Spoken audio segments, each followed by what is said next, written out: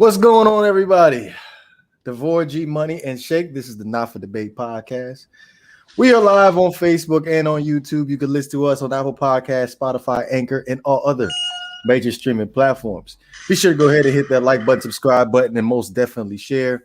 And also, be sure to follow our Instagram page, Not for Debate podcast. Not for Debate _podcast, and our Twitter page at Not for Debate Pod. G Money and Shake, what's going on, fellas? What's good, everyone? Another beautiful day in Zamunda. Shake, I mean, like we discussed in the private chat, I'm extremely excited about today's pod because ever since we've heard that presser from the Miami Dolphins quarterback, I won't mention any names, I have been looking forward to Saturday's pod. So obviously we're going to kick off this pod today talking about basketball. Obviously the NBA playoffs are going on and the Miami Heat swept. Would you like to go ahead and get how you feel off your chest about the Miami Heat? Ooh, Shake, you want to go first, Shake? I want Shake to go first because I know Shake is extremely upset about the Heat. No, I'm not really. I already knew they weren't gonna do shit this year anyway. They made some bad. I think they made some bad moves this offseason and in the trade deadline. So you reap what you sow. It is what it is. I just wanted to get you guys' opinion as far as last year in the bubble. Do you think the fact of the lack of effort that the Milwaukee Bucks showed last year in the bubble made it an easy route for the Miami Heat to go to the finals last year? No, I disagree with you 100%. I'm gonna tell you what happened. Like I said, last year, one of the biggest mistakes the Heat made was letting Jay Crowder go. Jay Crowder was one of those guys that he could defend the number one guy and let Jimmy Butler do his own thing. And secondly, they didn't have any stretch the floor guys like Kenny Olynyk or Duncan Robinson to help them out. So that played a big part in that as well. So I mean, they made a lot of bad. Go ahead. How does that stop Giannis though? Like I said, Crowder. If Crowder could stop Giannis. Hey, G Money, you are my basketball expert. Do you really think that Jay Crowder could stop Giannis? This is what happened. And Shake does make some good points, but this is what happened. The Heat played the same way. They crowd the lane. What happened was Giannis and the Bucks got better. Instead of Giannis going 1-on-5 and doing that stupid little spin move that he did the last 2 years, he posted up. They ran a lot of pick and roll. Drew Holiday controlled the ball a lot. So I think it wasn't so much that the Heat was so terrible. They played the same. The Bucks just got better. They got smarter. They played better. That's what I've been telling you guys since the All-Star game. Giannis and the Bucks have gotten better. So I just think that, yes, Kelly Olynyk was a big loss. I think him and Crowder, those two, they made a difference last year. But the Heat still played the same way defensively. They tried to crowd the lane. And instead of Giannis going 1-on-5, he got his big ass in the post, what he was supposed to do. He ran pick and roll. The Bucks just got better. That's all. They were just a better team. Okay, so when I watched the last two games of the Bucks, it looked like the same old Bucks from last year. They had a very, very slow start. It's shooting from the field. I believe Giannis was what? 0-6 going into the third quarter, something like that. So the other guys had to step up, and then you lose DiVincenzo, if I've said that correctly, in the last game. So we try to get Bryn Forbes involved into the game, and I felt like in game 3, a lot of 4 shots went up, and they were shooting like a little below 45% from the field. So if they continue to have these slow starts, I'm gonna be concerned for the Bucks because, like I keep telling you, G Money, them role players gonna have to step up because Giannis can't do it all by himself. But they have defensively and offensively. Late, though. I'm just saying they do it late, especially in this game. They were down double digits going into halftime. The thing is, I get what you're saying, but the thing is, Drew Holiday is a major upgrade from Eric Bledsoe. He can guard Harden. He can guard Kyrie. I'm not saying he can stop him, but he can at least make it difficult for them. Whoa, okay. Drew Holiday's a great defender. He's a great defender. Come on now. Okay, well that poses a question now. Can the Bucks compete with the Nets? Of course they can. Like, everybody thinks that the Nets are just going to stream past over. Listen, they're not the Warriors. The Warriors were so great because of the ball movement, because of the defense. The Warriors were a different team. This Nets team, they haven't played together. They haven't meshed together well. So they're great offensively, but they still need a lot of work. And on top of that, they're small inside.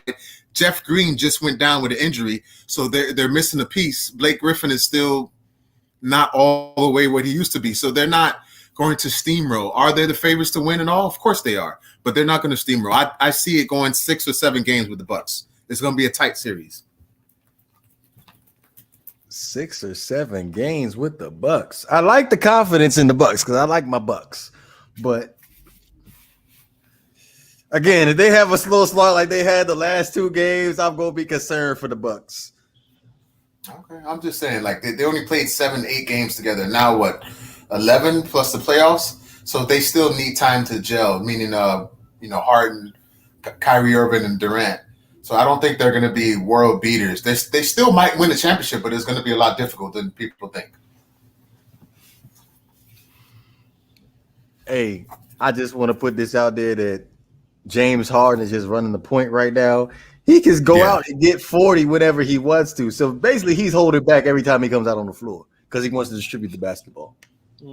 Which that's his natural position. Like, he should be the point guard. I don't think Kyrie's a natural point guard. He should be the off guard, in my opinion. So yeah, I agree with that. Well, if the Milwaukee Bucks somehow figure out how to stop Kyrie and Kevin Durant, you still have James Harden get his own bucket. So, and then you still have Blake Griffin and you still have Joe Harris coming off the bench. Well, James Harden doesn't have a good track record in the playoffs. So you want to believe in James Harden in the playoffs? Go ahead. I'm not. When he's getting the third or fourth option, I'm giving it to James Harden every single play. Listen, Durant and Giannis will cancel each other out because they're both 7 feet and they'll guard each other.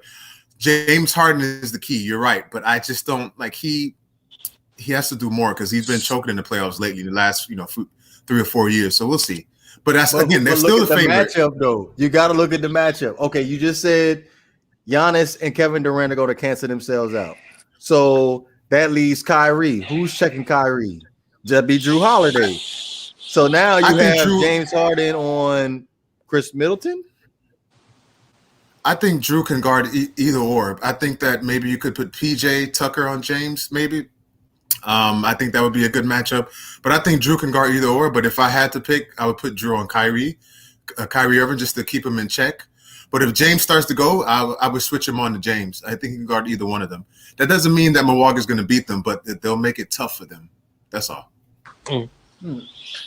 All I know is my dream scenario is that Lakers go to the finals and then Durant beats them again. That's your dream scenario? My dream scenario, I got to see the Lakers in the finals. I want them in the finals. That way, I'd rather see the Lakers in the finals than anybody else. I don't want to see the Lakers in the finals. And then they loses to Durant. Okay, so we just sat back and just forgot about the LA Clippers. They won. They won. Yeah. Yes, they won. I was gonna say the Clippers forgot about the Clippers, but yeah. It's tied too. It's tied 2-2 now. No, it's 2-1. It's 2-1. It's 2-1. It's 2-1. Yeah. Okay. But yeah, let's go ahead and touch on the Clippers real quick. Obviously, they ended up winning last night versus the Mavs. A lot of us were concerned about the LA Clippers. Do you think the Clippers can come back and win the series? I think they can. It's just that Luka got hurt, so we'll see. But Porzingis got to get his big ass in the paint. Like, why is he shooting jump shots all the time? Dude, you're 7'3", you're taller than everybody on the Clippers. Zubac is too slow to guard you. Like, I think that he got to get in the paint to help the Mavericks win. If he doesn't do that, because, Luka can't do it by himself the whole series. So he needs more help. But as far as the Clippers, they played Rondo more, which was good. Finally, Reggie Jackson actually played better. Kawhi was Kawhi. Paul George played a lot more efficiently, and Marcus Morris was actually big down the stretch too. He hit a couple of big threes in the corner. So yeah, they played like how they're supposed to. If they lose Game 4, they're not winning this series. They have to win Game 4. There's no way to come back down from 3-1. I don't see it. You know what? To be honest with you, when I was watching this game, because the Dallas Mavericks, they were killing it from 3. I think they shot over 50%. Yeah. So I felt like it just came down to the last couple possessions. To be honest with you, I'm about to say the Brooklyn Nets, the LA Clippers got to play better defense. I think that's the key, because if they can't stop Doncic, then they're gonna have a big issue. By the way, go ahead and welcome in Havoc. What's going on, Havoc? What's up, Havoc? Good to see you, brother. Good to see you, man. Man, hey, what do you? Go ahead. No, I totally slipped my mind. I was like, oh man, it's 9 o'clock. What's going on? Hey, what you think about? Let me ask you a question. Yeah. Sorry, Boy. Ask you a question, Havoc. What do you think about the Bucks? Do you think they got better? I think they got better. You know how Giannis was doing that 1-on-5 spin move. I think that he's going in the paint. They're running pick and roll. Do you agree with that or no? You know what? They definitely. And he had better in his jump shot. I will say, one, the bubble last year definitely had an effect. But I will say, they added Drew Holiday and they subtracted Eric Bledsoe, which is like a super upgrade in my opinion. Eric Bledsoe is something. But it's not just him. It's PJ Tucker. They actually got him some help this year outside of just Chris Middleton. Bobby Portis. But I think what we found out is that Pat Riley's strategy of is get a bunch of grizzled seasoned veterans. Like, nah, man, we need a third wheel if we're gonna do something. It can't just be Jimmy and Bam and some other dudes. They gotta get someone else. Maybe Quiet Man, Maybe they get the quiet guy down in Miami. Ooh. Kawhi. Oh. Because that Clippers experiment ain't gonna work. I'm telling you that right now. It's not gonna work. Oh, you don't think the Clippers can come back and beat the Mavs? I think if Paul George is the second best player, you ain't winning a championship. What? Wow. Yeah. What? Wow. Yeah. No, I kind of agree with that. Yeah. Listen, between January and March, Paul George always looks like an MVP candidate. But when we get to the playoffs, and I think, his best time was when he was with Indiana. It was him and Danny Granger and Roy Hibbert and Lance Stevenson, all of them. That was probably his best shot. But like if Paul, like for example, if you swapped out Kyrie with Paul George and Brooklyn, that team is looking pretty serious. You know what I mean? So, the team already looks serious, but I'm saying Paul George, it can't just be a two-man team, a two-man show with Paul George and somebody else. You need 3 of them. You need 3 of them dudes, Mm-hmm. So. And you know what? I'm thinking about it now. Yeah. And one thing about Kawhi Leonard is a hitman. And by what I mean hitman is Hitman doesn't give orders. Yeah, Hitman doesn't give orders. So being that they have Jimmy Butler, who's a boss that can give orders, I think it'll be a perfect fit between those two. You know what? Kawhi is a type of superstar that doesn't want the fame. He's a rare superstar, almost like Tim Duncan, Right. where he's a superstar, but he don't want the attention. But you in Miami, apparently, what's his name? Tyler Herro gets all the attention. So, it just, and plus, I think from an organizational standpoint, like you put Kawhi and Jimmy on the same team, it's just like the whole perimeter is locked down at that point, right? And you have that next score because, it's kind of interesting. Kawhi and Jimmy Butler are kind of the same player, except Kawhi is just like a notch above Jimmy, but they're basically the same player.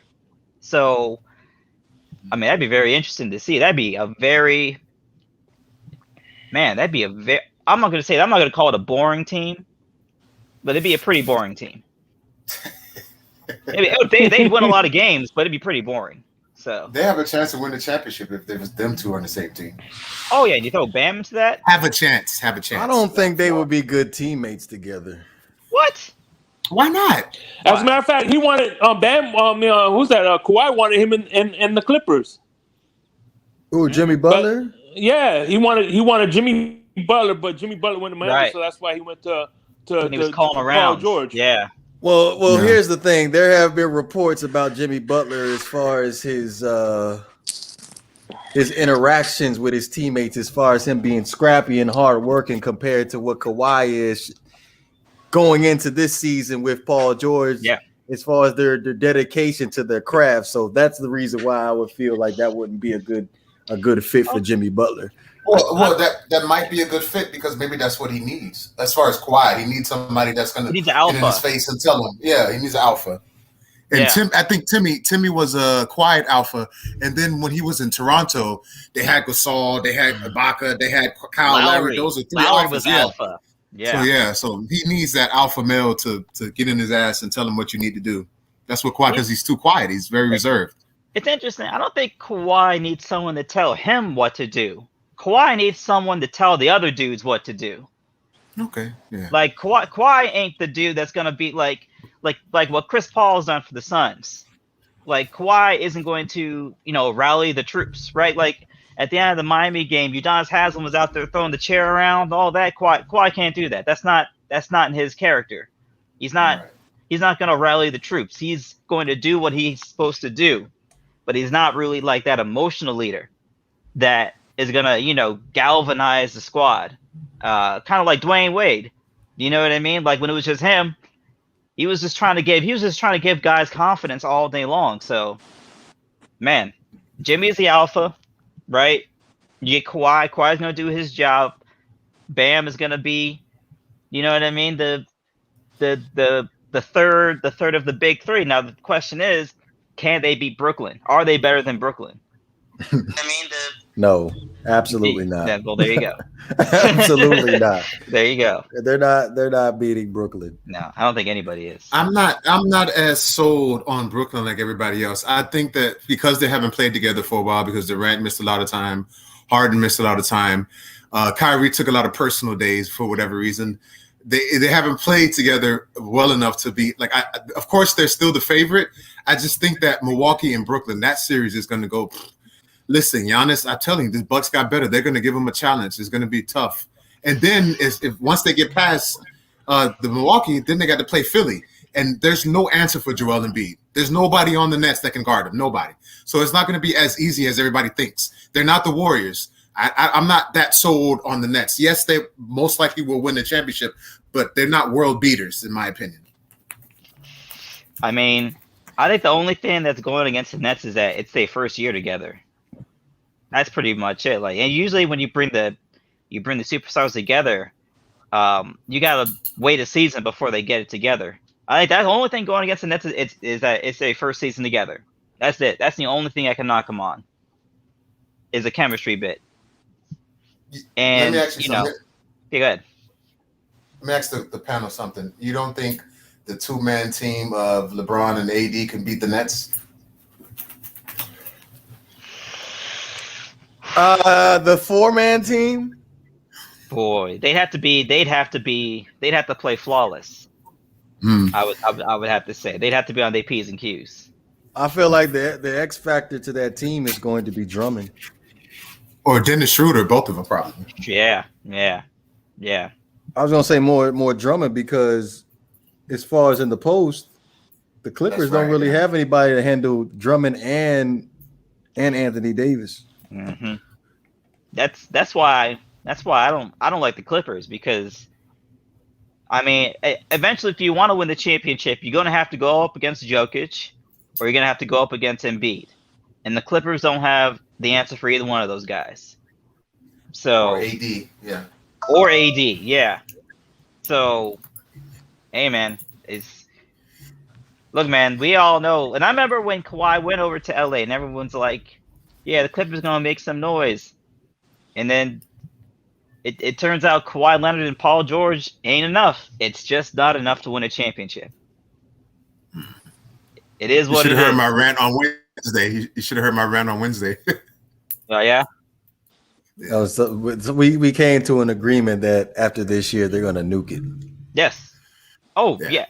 I agree. I mean, look, Kawhi is in his mercenary stage of his career, where, you know what I mean. He's just looking for the best opportunity. He's got no loyalty to anybody. You know what I mean? Mm-hmm. I think he went back to LA because he's from LA. It was a good opportunity to, you know what I mean, do something in LA, but LA can't draw another piece to LA. So, hey man, maybe Paul George will be on the Nets next year as a sixth man. Who knows? Paul George gonna be in China next year. Yeah, right. Hey, y'all don't want him in Miami? No, not really. Not really. I feel like it'd be perfect in Miami. Man, he got some psychological issues. Something's wrong with him. I don't know. I can't buy that Paul George stock, man. I can't buy it. Very talented, can't buy it. Yeah. I'll take that Kawhi off your hands, though. No problem. That Beal. Ooh. No, you're not getting Beal. Yeah, you're not getting Beal. You're not getting. If we had Beal, I'd be like, ready to go. That's why they didn't sign. That's why they didn't sign Crowder last year. They have enough money for one more max contract, so they could get somebody next year. You know what? If I'm Miami, actually, I'm getting off this Tyler Herro stock because I'm just saying, I'm not saying he's a bad player. I'm saying that his trade value is much higher than his actual value on the court. You got to capitalize on that. I think he got he got so hyped last year that it got to his head a little bit, like for this season. So, or maybe opposing teams took him seriously. Yeah, I think that too. Yeah, no one. You know what I'm saying? Knew anything about him. He was just I was watching the finals last year. I'm like, come on now, we can't guard this guy. Are you serious? This guy really gonna. They gave what was the nickname they gave him during the finals last year? Well, they gave him a meme, little thug look. Yeah. When he did the upper lip thing. Yeah. They put the goals in his mouth. Yeah. I'm like, bruh, are you serious? They give him the gold fronts. All right. So let me ask you this, because me and G Money had this discussion Wednesday about the best series right now going on. We had it as the I was going to say the New York Knicks and the Atlanta Hawks, but at this point, I think it's coming down to the Denver Nuggets and the Portland Trailblazers as being the best series right now. Yeah.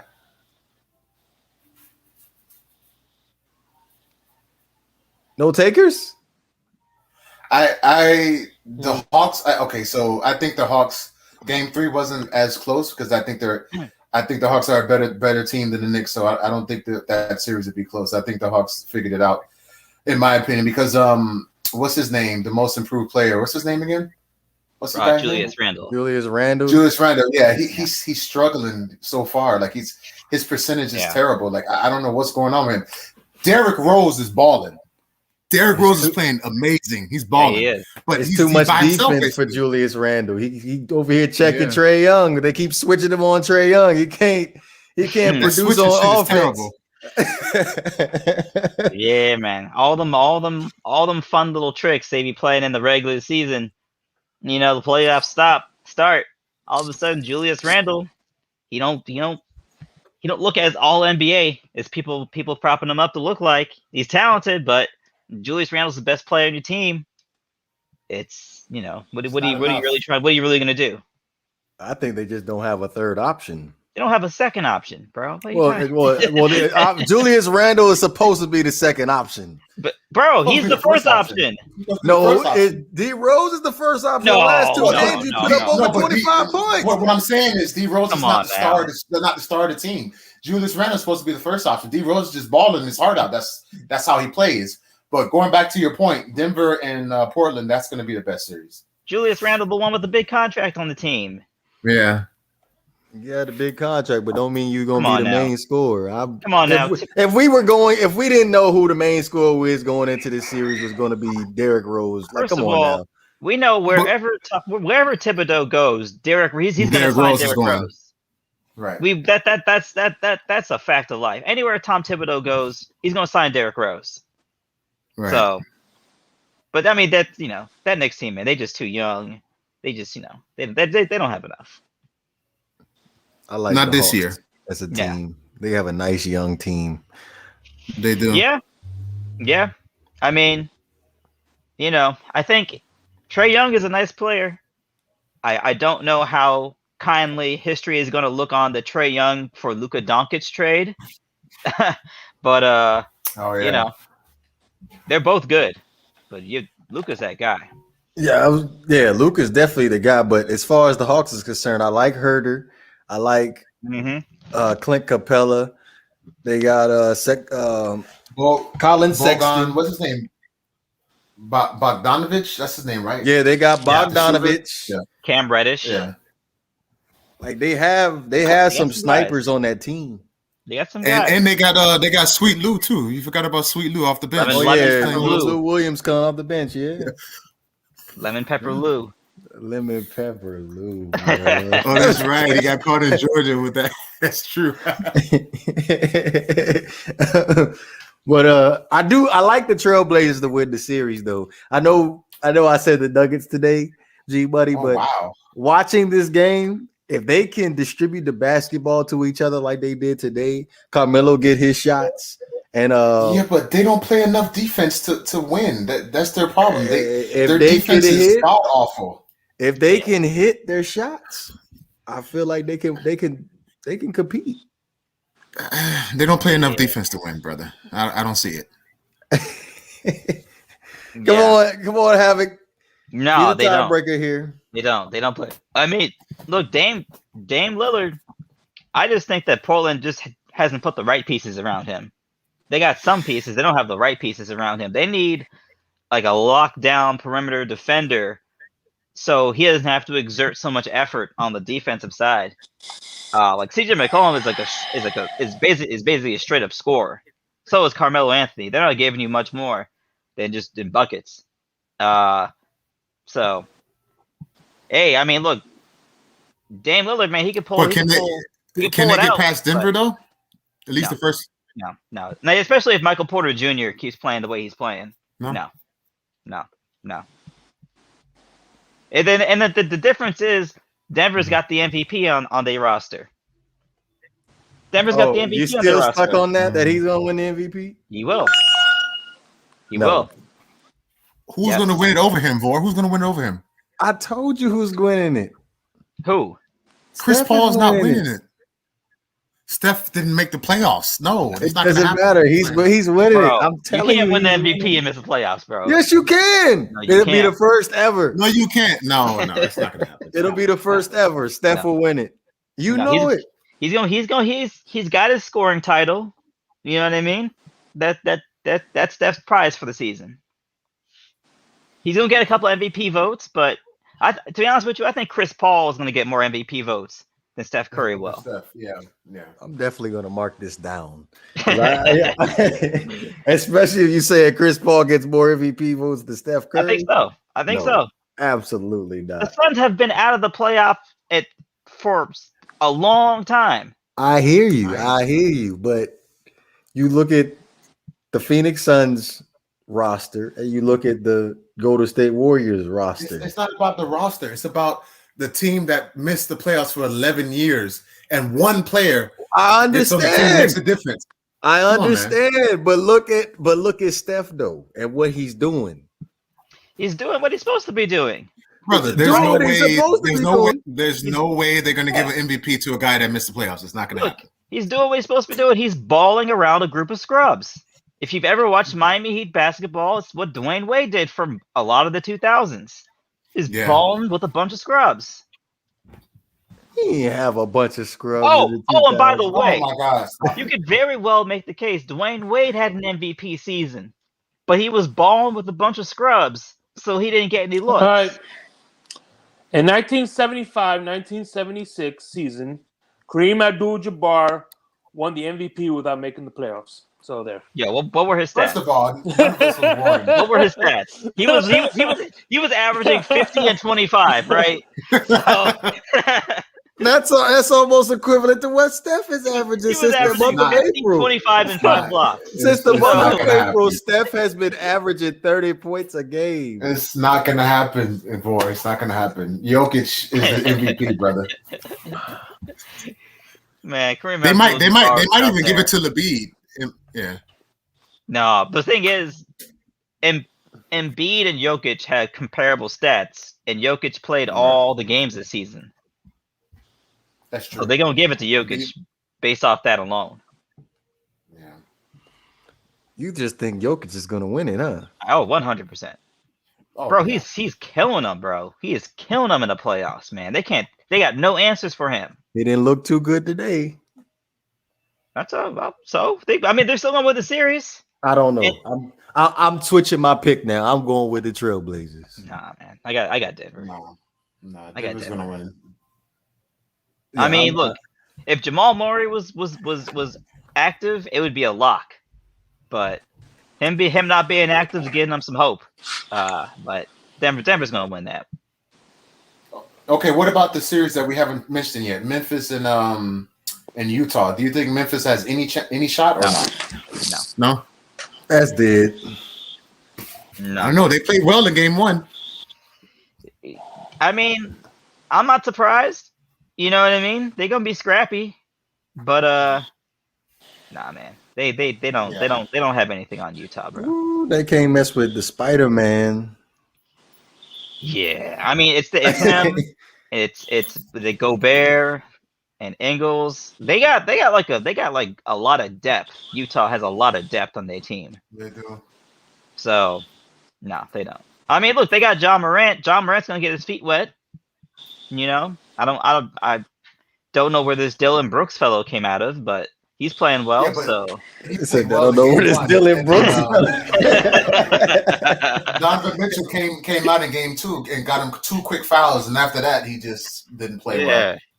Yeah, I don't know who this Dylan Brooks fellow is, but I feel like he's gonna crumple like paper mache by game 5. So he's gonna do a Delavan Dover. Yeah, no, he's gonna disappear real soon. He gave you his one game. Yeah. All right, I guess since this hasn't been discussed yet, are we going to go ahead and say that it's over for the Phoenix Suns? Yeah, it's over. It's over. They don't have enough to beat the Lakers, and I think LeBron was just playing with them in game 3. Like he's starting to find his stride. They're starting to get their groove back. The only reason why the Lakers are 7th seed is because of injury. Obviously, if they were healthy, they would be top 4 seed. That's not a real 7th-seeded team. So I just don't think that they have a chance. Plus, with Chris Paul being injured and not playing well because of the injury, this is over. It's over. And guess what happens every single playoffs? Chris Paul injured. You can set your clock to it.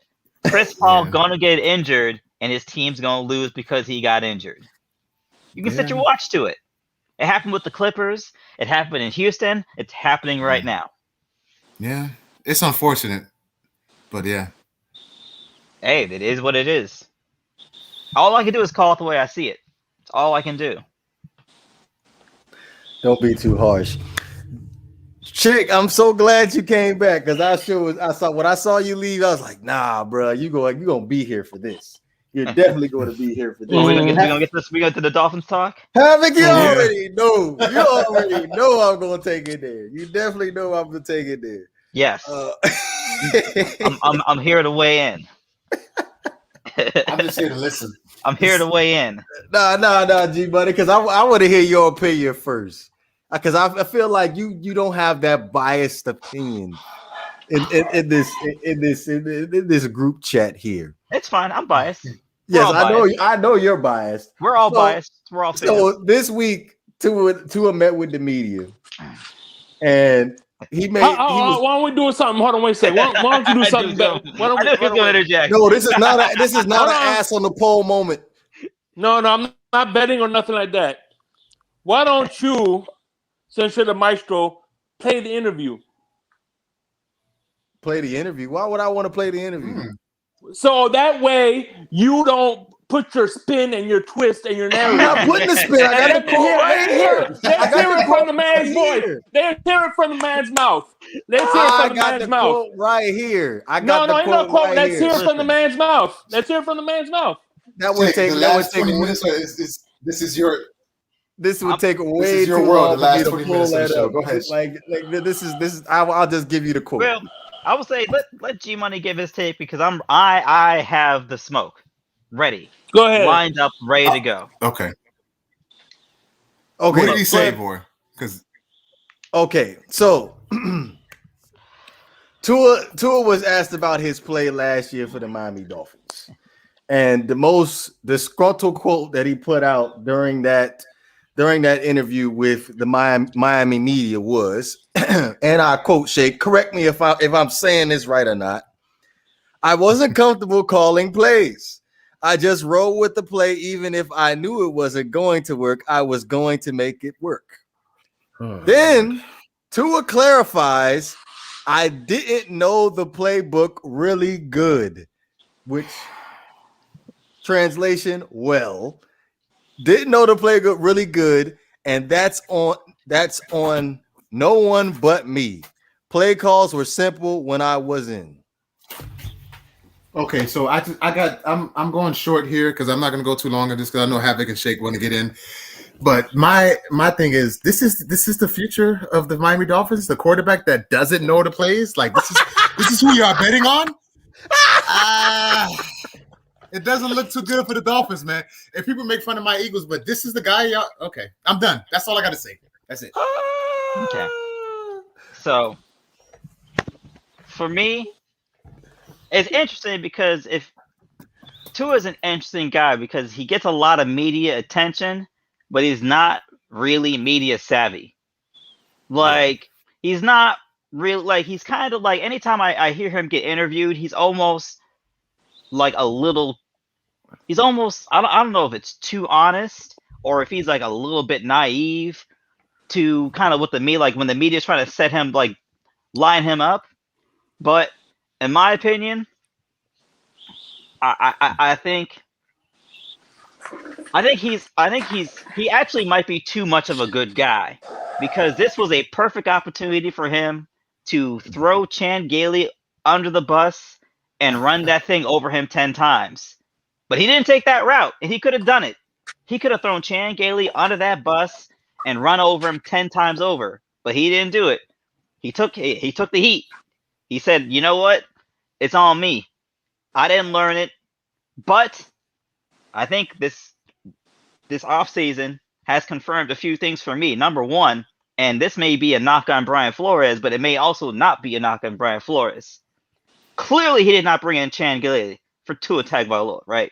Clearly, he brought in Chan Gailey for Ryan Fitzpatrick, right? Because he thought Ryan Fitzpatrick is going to be the guy that's going to get me all these wins. I'm going to play Tua if I have to, but Ryan Fitzpatrick's guy going to get me these wins. So I'm going to bring in the guy that's going to help me help the guy who's going to get me these wins, in my opinion.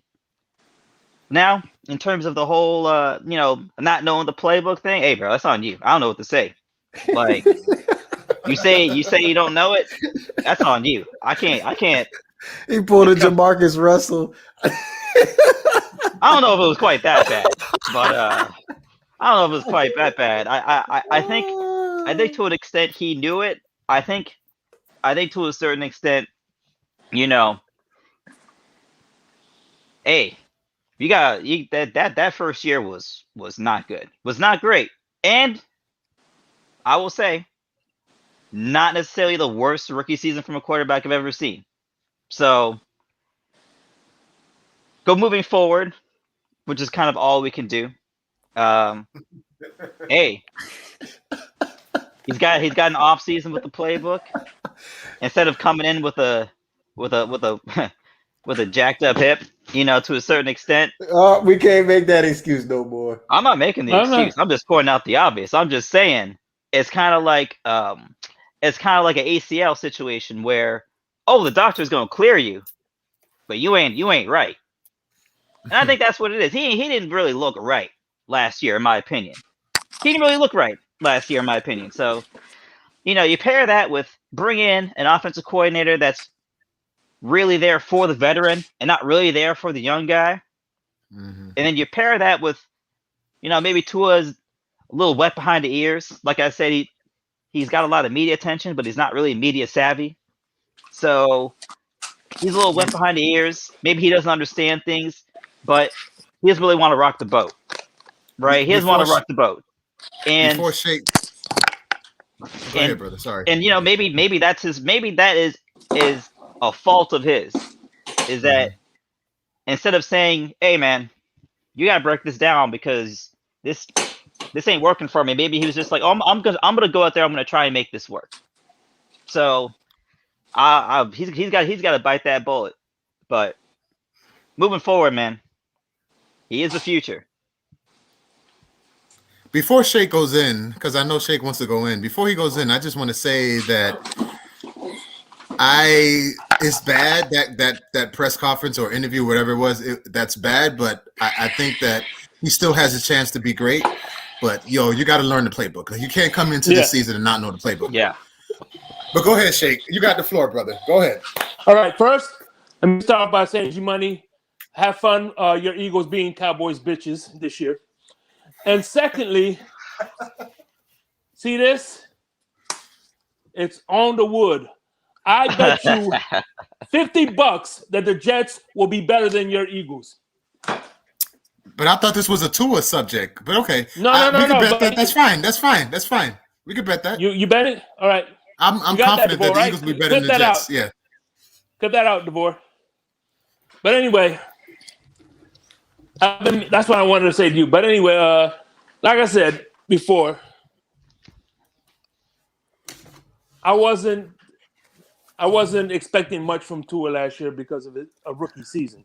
I didn't expect nothing from Tannehill his rookie season. I didn't expect from anybody their rookie season. This is the season where I say either you got it or you don't. And I'm gonna call it how I see it starting next year. He has it. He has everything. He has the coaches that are built game planning around him. He has the weapons that are designed for him. So if he doesn't do nothing this year, then he isn't it. Plain and simple. Yeah. Mask off. Is it my turn? Yeah. Go for it. Okay. So you know what's funny? Before he had that interview, I actually sat down and listened to Chris Sims. Excellent podcast, by the way. And he was doing his quarterback rating rankings for 2021. And he talked about Tua, and he brought up that ridiculous stat as far as receiver separation. They came up with that stat, G-Money, just for Tua. Oh, you mean the stat where his receivers had the least amount of separation out of any quarterback in the league? Yeah, that stat. That stat. They came up with that stat for Tua, apparently. Okay. So here's the thing, G-Buddy. Chris Sims brought up a very, very excellent point, right? So he said because of probably one of the reasons that go into the fact that the Miami Dolphins receivers couldn't get any separation was because of the fact the Miami Dolphins were calling the same plays over and over again for Tua, and the defense knew the freaking plays. And he couldn't check out of them. Mm-hmm. So then now, the next day when we end up having it, when Tua had the interview, then I was like, that sounds very, very interesting. Now I done heard from folks that the offensive coordinator was calling different plays for Ryan Fitzpatrick compared to Tua Tagovailoa.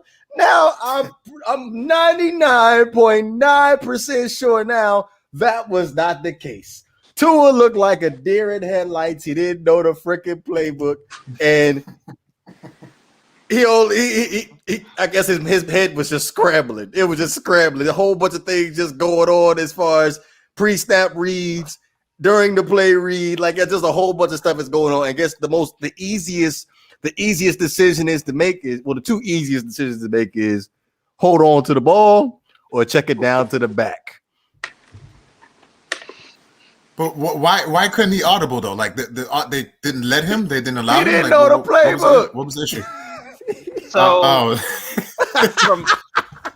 from my understanding, if you don't know the playbook well enough, then it's weird because you would think they would give him a handful of checkdowns, but to be honest with you, I don't even know if he had full control to really change up plays at the line of scrimmage. I don't know if he even had that authority. Question for you and Shake. Yeah. Since y'all are avid Miami Dolphin game watchers, how many times have you seen a Tua Tagovailoa roll out to the left?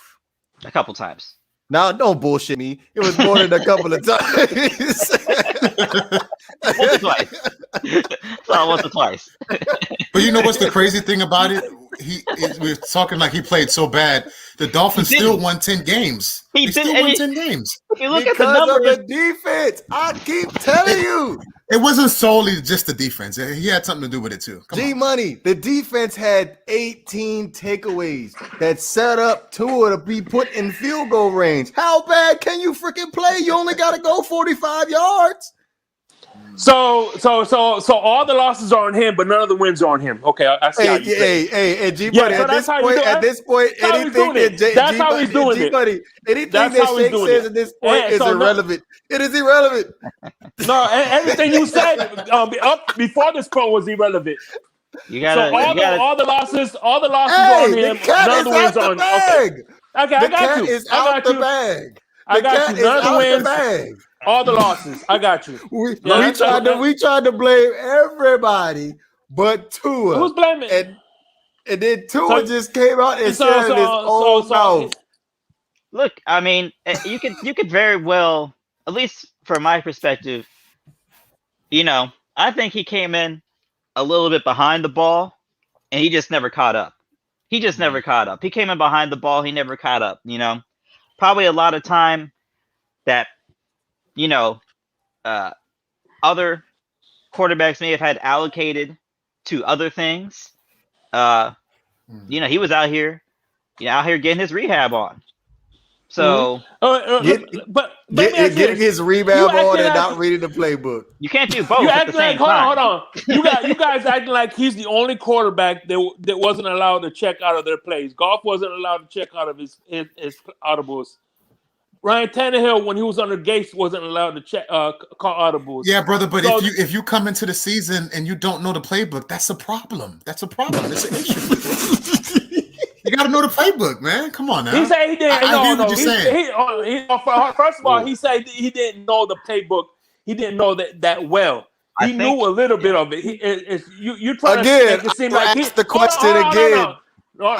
You're trying to make it seem like he knew nothing of the playbook. He didn't know some of the playbook. I didn't say that. I'm going to ask you this again because you didn't answer the question.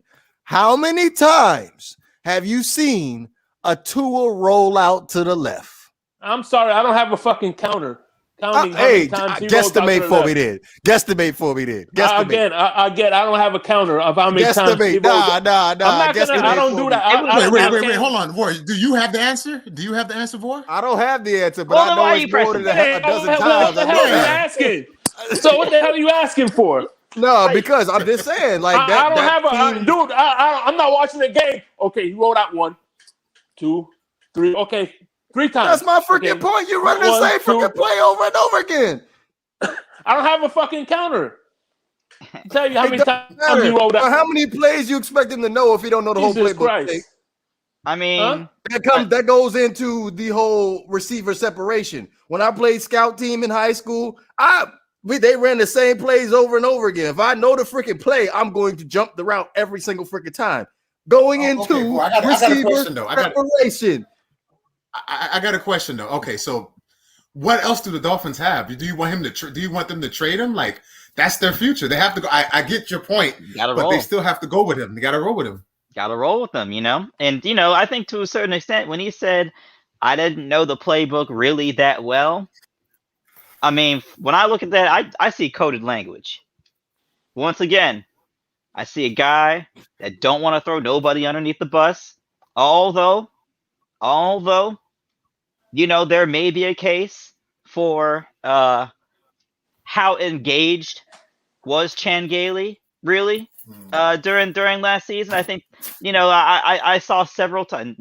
Look, Tua's not going to throw Chan Gailey under the bus. I will. All right, several times during the season, and I'm not the only Dolphins fan that could say this. Several times during the season, people were wondering who's calling these plays. Who's calling these plays?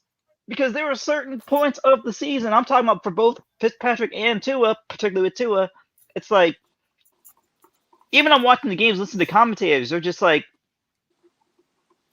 the sequencing of the way these plays are being called, it doesn't really make a lot of sense.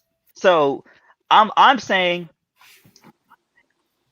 the Chan Gailey that they hired was not necessarily the Chan Gailey that the Miami Dolphins got was not necessarily the Chan Gailey they thought they were getting. I'm not saying he's a scrub. I'm not saying he's washed up. I'm basically saying that he's washed up. But what I'm saying is the dude they got was not necessarily the dude they thought they were going to get. Now, no one's going to badmouth Chan Gailey. No one's going to say a bad word about him. He's a nice guy. You know what I mean? He came in. He probably did Brian Flores a favor by coming in and getting out of retirement, getting that last shot out, because he ain't coming back after this. I guarantee you. Ain't no one giving a Chan Gailey an offensive coordinator job in the future.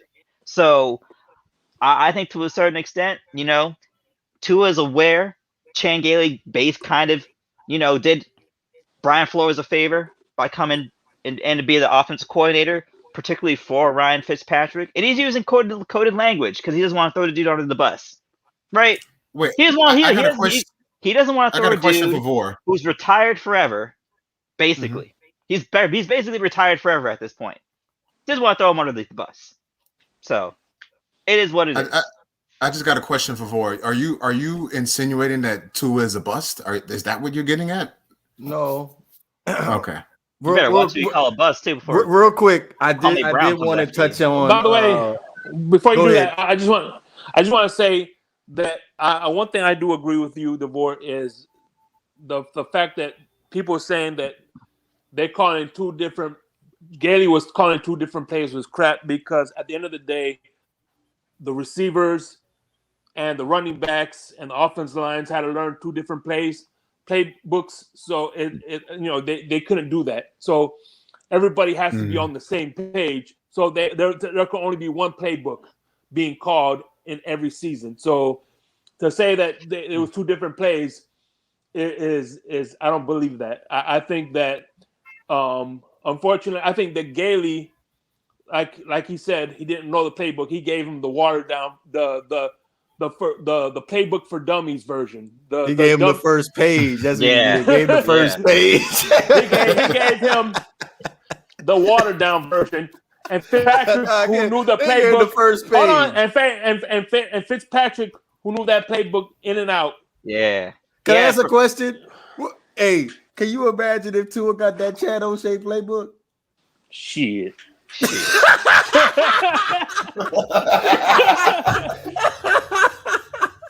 Hey, oh my God! Can we show Josh Rosen some love? No. Damn. Who is he in the NFL still? Yes. With who? He's the Cleveland Browns wide receiver coach. Yeah. Now to go back to what you were saying about Chan Gailey, because he ended up getting hired before the draft, so you really can't really be sure who you're going to get in the draft. So obviously he was bought in for Ryan Fitzpatrick. Yep. So I can't really fault Chan Gailey for playing to Ryan Fitzpatrick's strengths. Now, only thing that I can sit here and confirm is now that we know that Tua did not know the playbook. So with that being said, we don't know what Tua could have possibly done if he actually had mastered the playbook of Chan Gailey. Just saying. I agree. Yeah, that's a. Yeah. I mean, that's a fair point. It's a fair statement. Look, it's on. Look, when you're cashing checks, you're cashing checks, right? Mm-hmm. When you're cashing checks, you got to do the job. Now, it may not be fair, but so what? Right? Like, but I also Like, you didn't get an off season. You were rehabbing. I don't want to hear that no more. You were basically rehabbing for 3/4 of a year. You know what? It is what it is. What you mean? Know what, DeVar? You know what, DeVar? I agree with you 100%. I'm not with that rehabbing stuff anymore. But I would say this. One of the smartest things the Baltimore Ravens did, Lamar's second year, the offensive coordinator they had, Lamar's rookie year wasn't a bad offensive coordinator, but they changed offensive coordinators. They got the guy who worked with Colin Kaepernick. They gave him an offensive coordinator that was going to design plays to suit his strengths, and I think that's what the Dolphins did this year. Yeah. I mean, clearly, if you look at the way Ryan Fitzpatrick plays and the way Tua plays, it's two different styles altogether. If you look at how they played, if Ryan Fitzpatrick sat in that pocket, he knew exactly where he was going with the ball. Tua. That's because he got the playbook 7 years ago. But he knew where the ball was going, though. He knew where the ball was going. He knew what check 1, check 2, check down. That's because he got the playbook in 2012. Hey, and not to mention, Fitzpatrick said many times to his receivers, "I'm throwing to you no matter what. So get open." Yeah. So once he had his mind set on somebody he was going to throw to, he threw to him. That's why a healthy Devontae Parker had that amazing season, because a lot of that was, hey, go get it. Okay, before we end up closing this out, we had me and Banks and G Money had the conversation about Julio Jones. What do y'all think about Julio Jones in Miami if they decide to pull the trigger on a trade with the Atlanta Falcons? Man, love it. That would be intense. You're actually on board with that, Havoc? No, I'm not on board with it. I'm just saying that would be intense. Like, now, if you had Julio Jones, it's like, bro, but who are you giving up? You got to give up some draft picks. You got to give up some draft picks. Having guard them draft picks like a chicken on eggs. Yeah, give up some. He is not moving. He's like a chicken on the egg. He is not moving. The thing for me is how much of a difference how much impact on winning does Julio Jones have versus how much you got to give up? And do you plan on keeping Julio Jones past the year you acquire him? I have 2 dark horses, by the way, when you're done. Yeah, for Julio Jones. That's just my 2 questions. Are you planning on signing him for another 2 years afterwards?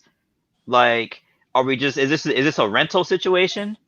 If it's a rental situation, then what do you got to give up for him? Me and Banks, we kind of went with Julio on the Patriots. That was, well, at least me. That's what I picked. Julio going to the Patriots. I think that would be a better fit. But what was your pick, Shake?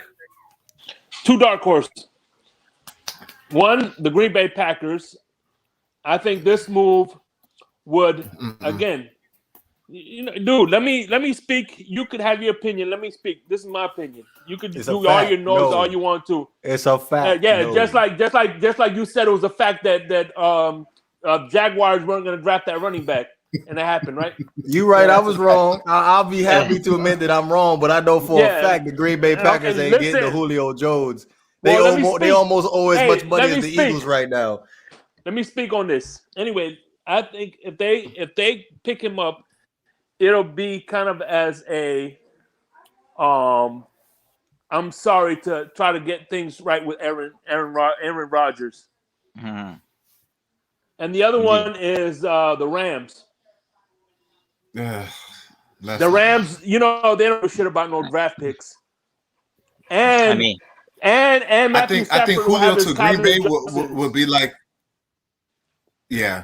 I think Julio to the Green Bay Packers would be like a situation where, I'm not comparing the two, but Randy Moss, when he went to the Patriots, he was still, when he played in Oakland, people thought he was done. I think him playing with Tom Brady rejuvenized his career and he just balled out. I think that would be the same situation if Julio played with Green Bay. I just don't think that's realistic because of the, Green Bay doesn't have any money. Except no one thinks Julio's done. See, here's the thing that this man up here fails to realize. Okay? when the Titans traded for Tannehill, Titans didn't have that much money. Tannehill was due a lot of money, but he restructured his contract, and the Dolphins ate a big portion of it, and Titans didn't have to eat that much money because the Titans picked up the check. Atlanta could do the same thing. So no, they can't. Yes, they can. The Falcons don't have no money. The Rams don't have no money. The Packers don't have no money. Now it makes sense. Yeah. It makes sense as far as a plug and play type deal. I'm on board with you, but as far as financially, it don't make sense. It's not happening. I would love to see Julio in Green Bay with Aaron Rodgers. He's probably what 2,000 yards receiving and like 20 touchdowns. He'll probably break every single receiver. I'll say this much though. I wouldn't be surprised if Jerry Jones pieces together some assets and makes it happen. Now, to New England, I'm already going to go ahead and put New England in the Buffalo Bills at first and second place in the AFC. Colts too. The Colts. The Colts, yes. And also, I'll probably throw the Cincinnati Bengals in there too, along with the. They still have AJ Green, right? No, he went to the. No. He went to the Rams. Cardinals loading up, bro. Golly, yeah. Cardinals are loading up. But Havoc. Julio said he didn't want to go to the Cowboys. He don't want to go to the Cowboys. He said that already. Right. Well, yeah, because the Cowboys ain't doing nothing. Yeah. That's very interesting. I did not know. I did not think I was going to get to the rental part of Julio Jones's career, but we'll see. Durability is also an issue. He's gonna have to if he wants to win a ring. He's gonna have to take some pay cuts. I know that much. Yeah. So if Julio, last thing before we end up closing this thing out, if Julio does go to New England, do you have New England first, second, third, fourth? No. I mean, right now, I would say you would give the nod to Buffalo just because they did it last season, and you can make the argument their team is better. I would probably say, Buffalo 1, Miami 2, New England 3, the Jets last, of course. Jake? I tell you what, again, like I told you before last year,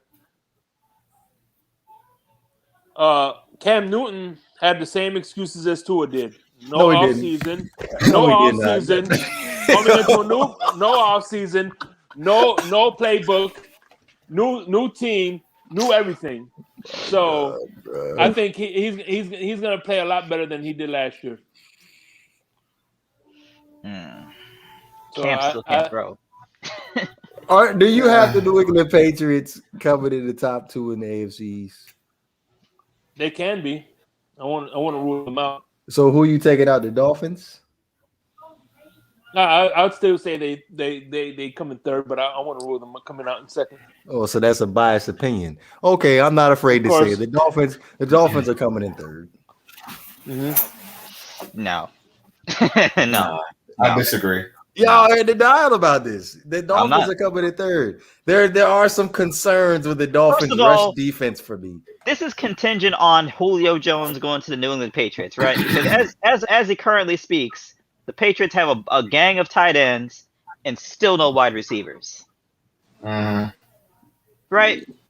They have some developing wide receivers. They have one developing wide receiver. They got some Kendrick Bourne. He's pretty good. He's a developing wide receiver. N'Keal Harry. He's a developing wide receiver. They have two vertical threat tight ends that I feel like can make some noise and cause the Dolphins some problems. The thing is, for Cam Newton, he's just gonna kill you on the ground. Yeah, I just gonna put it to you like that. They're a running team. They're a running team, right? They're a running team. Are you confident that the Dolphins can stop the Patriots' run? No. Yes. All right. No, it's not. No, I'm very confident they can stop the Patriots' pass. Yeah, yes, but we're not stopping the run. Them coming out in that 22 personnel, Cam Newton running that read option, it's a dead issue. Although, I mean, I like the linebacker they picked up from Houston. McKinney? I like that move. But I like it too, but we'll see. We'll have to see, man. But I mean, I will say overall, the Dolphins' defense is better. So, especially, I think I will say, especially because you're replacing Bobby McCain with a real safety in Javon Holland, and you added Jalen Phillips. So, I'm gonna say that's an upgrade. And you added McKinney as a run-stopping linebacker. We'll see. But and Noah's gonna get better. X is still there. Byron is still there. Yeah, I think the defense is better. Final thoughts, anybody? I just want to say before anybody else goes in, Shake made the dumbest bet that he can ever make. There's no way in hell the Jets are going to be better than the Eagles. Are you serious? Like, really? Come on now. You're going to lose $50. Other than that, it's good to see you, brothers. You know, another Saturday, another great show. I like that he put that on the wood, but he's going to lose. But yeah, just appreciate and just everybody be safe out there. That's all. No. Money on the wood makes it even go good. DeVore, I still love you. And secondly, same here, you too, G Money. I love you too. But you know what? At the end of the day, the Eagles is a shit show right now. You know what I mean? So even though they got, they're gonna be worse than the Jets. They got the offensive coordinator to the last head coach, offensive coordinator to the offensive coordinator of your last head coach. So your head coach is going to be garbage. Number one, your coaching staff is garbage. Number two, your defense. This kind of reminds me of that New York Jets rant we had a couple months ago about the Jets are being a good team. Go ahead and finish, man. Yeah. I mean, hey, they're gonna be a better team than the Eagles. So they're gonna be a lot better than last year's Jets. Everybody, this, you know, it's gonna go into the gift card at the end of the season. So everybody, you know, the winner is gonna be the people at home. So true. That's what's up. Well. And I'm gonna get 50 from. Hold on, one last thing. I'm gonna get 50 from Banks. 50 from Banks because X is gonna be ranked higher than Ramsey in the countdown. So that's another 50 I'm gonna win. Okay. Floor is yours. Well, I'll just say, you know, you can either fight the ghosts of the past or you can focus on the future. And for me, I'm done replaying 2020 in general. I'm done replaying the 2020 NFL season. I'm done playing 2020 in general. I'm done with it. It's over. Tua made the statement that he made. It is what it is. It is what it is. Look, he's the guy. What you want me to do? He's the guy. Because I'll say it like this. I'm not fiending to see Jacoby Brissett. I know what that looks like. So, look, you hope the hope is that kind of he could play more loose, more free, more instinctual, and instead of kind of what happened last year. Kind of, you know, I think most people would say he was kind of playing safe, right? Not playing to make a play, but playing to not make a mistake is kind of how I would sum up his 2020. So hopefully, you know, you got some offensive coordinators, some coaches that were there last season. You kind of know what his strong suit is. You bring in some receivers to highlight his strengths. You know, we'll see what happens. We'll see what happens, man. But things are looking up, man. I mean, as pessimistic as much of the Dolphins fan base can be, most of the time. They need to be lawyers, bro. They need to be lawyers. As pessimistic as they can be, most of the time, we have seen a long-term strategy put into effect that is being enacted over a number of years. And some of these Miami Dolphins fans don't know what that's like because all they know is bringing in veterans to replace the old veterans that didn't work. But they're doing things a little bit differently nowadays, and a lot of people aren't used to that. So we're gonna excuse them for what they not know, and we're gonna move forward towards our quest of getting that Lombardi. That's all I got to say. It's gonna be a long quest. So go ahead. Not nearly as long as it's going to be for Philadelphia. Listen, I was alive to see my team win, so that's all. Yeah. That's real cold. You didn't have to say that. All I know is, by the way, I think that the Eagles are going to be getting Deshaun Watson. You think so? I don't know about that, but we'll see. Mm-hmm. I wouldn't be surprised. They got the trade capital for it, so. Okay, so with that being said, I'm guessing that Deshaun Watson to Miami rumor was true. No ifs, ands, or buts about it. But anyway, like Havoc said, we are done with 2020. We are on to 2021. Obviously, Tua just capped 2020 off started 2021 off to a wonderful, wonderful start. I'm looking forward to his improvement. Mm-hmm. Me too. The Miami Dolphins fans, as far as the Tuaneers, like I said earlier, they need to be lawyers because they will defend Tua to the end of time. But anywho, be sure to go ahead and hit that like button, subscribe button, most definitely share. Go ahead and follow us on Instagram and Twitter at Not For Debate Pod on Twitter, and at Not For Debate _podcast on Instagram. We are going to be back Wednesday evening, 10 p.m. Eastern time. This is the Not For Debate podcast. We are up out of here, man. Peace. Peace out. Peace.